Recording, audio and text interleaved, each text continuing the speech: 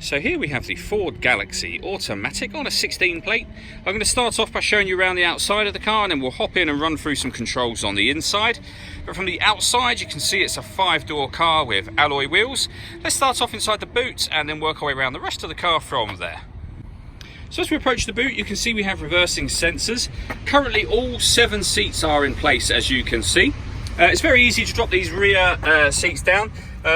You have the strap on the top corner of the seat, just give that a pull and the seat will literally fall into position. So you can now see how much boot space you have as a 5-seater. It's very easy to fold the rear row of seats down as well. You have these 3 buttons here that correspond with the seats, and fold them all down, and you can see if you do that you have a huge amount of space. Okay, so I'm just going to work my way around to the front of the car and then we'll hop in and run through some controls on the inside. But now that we've done a full circle of it, you can see it's in excellent condition the whole way round. Just briefly before we climb in, I think that's why we're seeing the interior from this exterior point of view. There's plenty to run through on the dashboard, so let's hop in and we'll do that right now. Okay, so now that we're inside the car, we're going to start with the dials. On the left-hand side, we have the Rev Counter, and on the right-hand side, the speedometer and fuel gauge. In the middle, it will show you what gear this car is currently in, so it's highlighting P for park currently. And then above that, you can see the total miles of this car, which are 15,936. The information displayed in that main section can be changed using controls on the steering wheel for various different bits of trip computer information, or that digital readout for the speedometer, as you can see being displayed now. Backing out to the steering wheel, the buttons I was using just a moment ago are over here. On the right hand side, we have stereo controls and then phone controls just around here. The phone controls can only be used after such time as the phone has been paired up, and that's done on the central touchscreen. I'll come to that in just a second.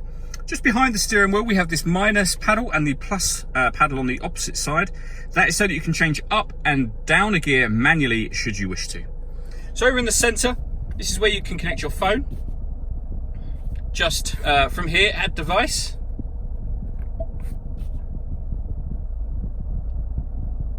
And then you can follow the instructions. Sync on your device and select sync once it is found. Just follow the instructions on screen from there. It's very easy to do. The home button will take us all the way back to the home screen here, where you can find your music. So in this car, we have AM, FM and DAB radio, CD player, USB input.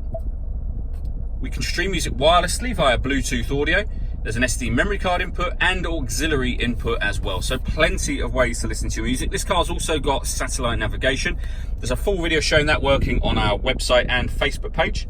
We have the CD player just there at the main volume for the stereo. And then beneath that, dual zone climate control. So you can adjust the passenger and driver temperature, the fan speed up and down from here. You can determine where you'd like the air to be distributed as well.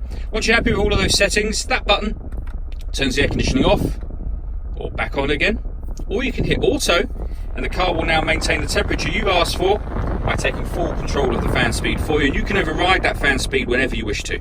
In terms of the actual temperature, just in case you wanted to know exactly what temperature to set it at, that comes up in the main display there. So passenger and driver side fan speed is displayed up there as well, as you can see. This cubbyhole section will open up to reveal 2 USB inputs, the auxiliary input, the SD memory card input, and a 12-volt charging socket.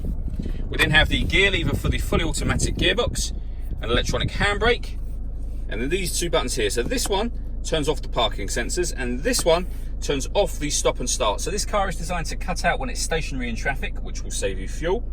That button turns that system off.